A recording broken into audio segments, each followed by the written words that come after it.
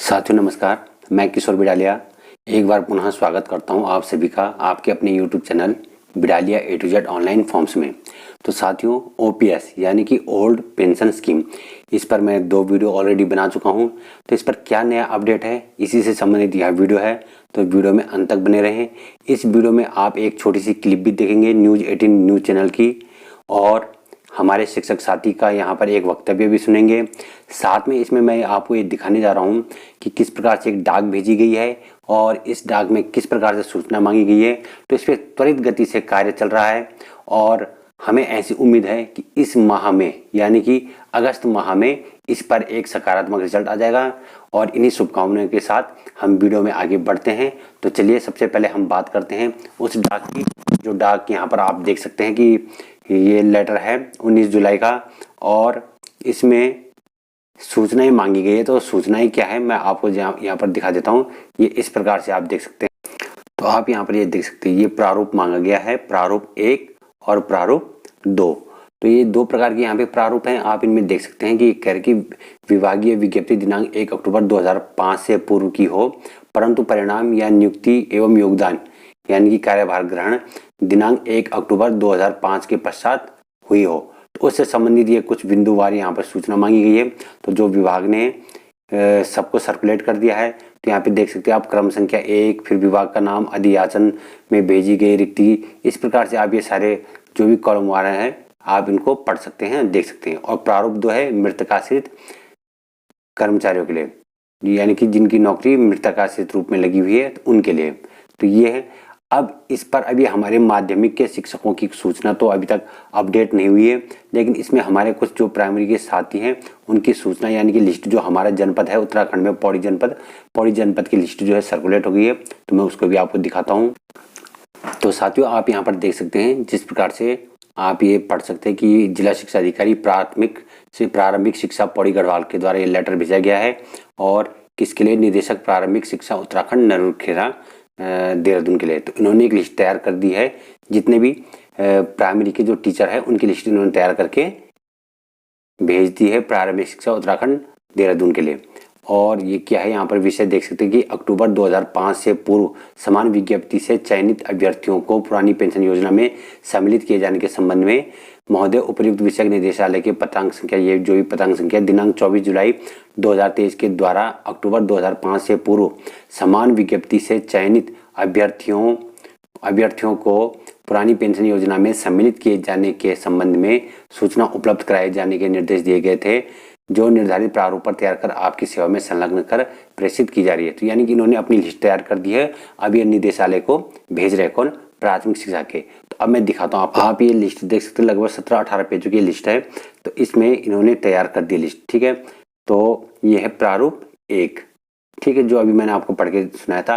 क्योंकि उत्तराखंड की बात हो रही तो यहाँ पर 1 अक्टूबर 2005 से पहले ओल्ड पेंशन स्कीम थी और 1 अक्टूबर 2005 से न्यू पेंशन स्कीम यानी कि एनपीएस लागू हो चुका है। तो लेकिन जहाँ तक उत्तर प्रदेश की बात है तो उसमें भी यही सारी सूचनाएं मांगी जा रही है और साथ साथ में उत्तर प्रदेश में भी ये चीज़ें होनी है।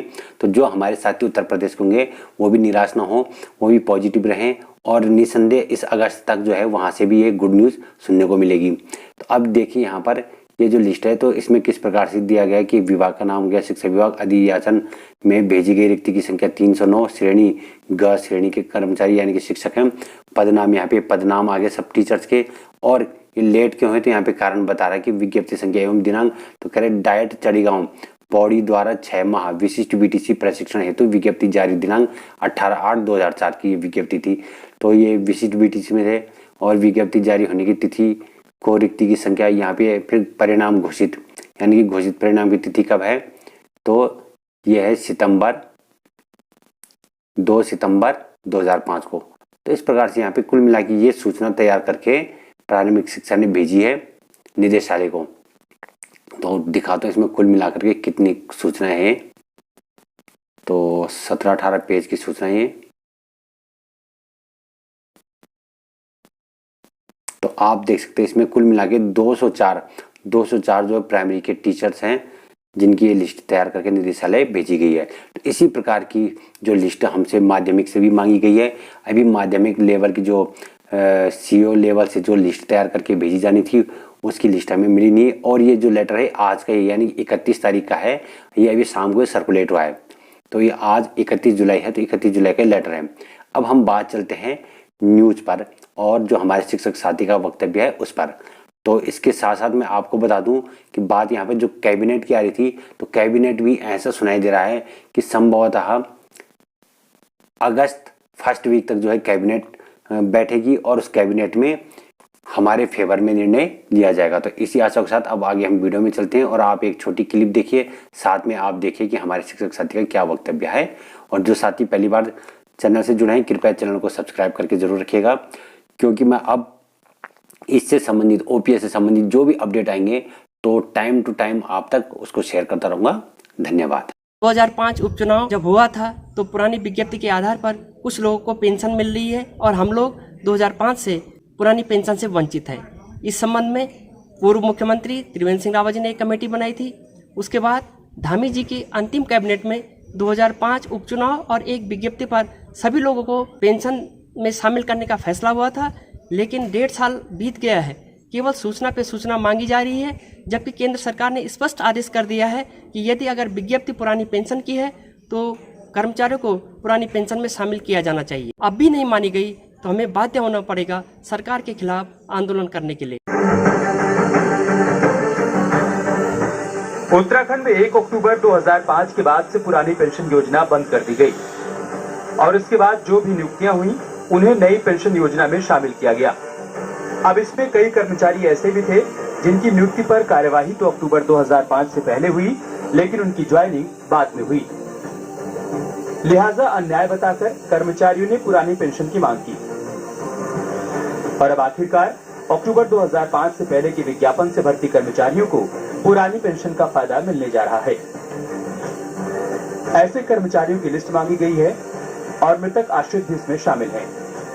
उत्तराखंड के ऐसे अधिकारी कर्मचारी जिनका विज्ञापन 1 अक्टूबर 2005 और अधिसूचना से पहले जिनका विज्ञापन जारी हो गया था, उनको पुरानी पेंशन दिए जाने का अनुरोध किया था और उसी क्रम में अभी माननीय मुख्य सचिव की अध्यक्षता में एक बैठक हुई और ये निर्णय लिया गया कि इस तरह का प्रस्ताव आने वाली कैबिनेट में रखा जाएगा। क्योंकि जब एक कर्मचारी एग्जाम लिख रहे थे तब वो इस इंप्रेशन में थे कि उनको ओल्ड पेंशन मिल जाएगी तो उनको उसी का लाभ दिया जाना है। तो इस संदर्भ में अभी काफी कंक्लूसिवली कुछ कोर्ट्स के डिसीजन हो रहे हैं और भारत सरकार ने भी एक अपना एक नीति बनाई है और इस संदर्भ में एक व्यू लिया हुआ है। लोकसभा चुनाव से पहले करीब 7,000 कर्मचारियों को तोहफा मिल सकता है।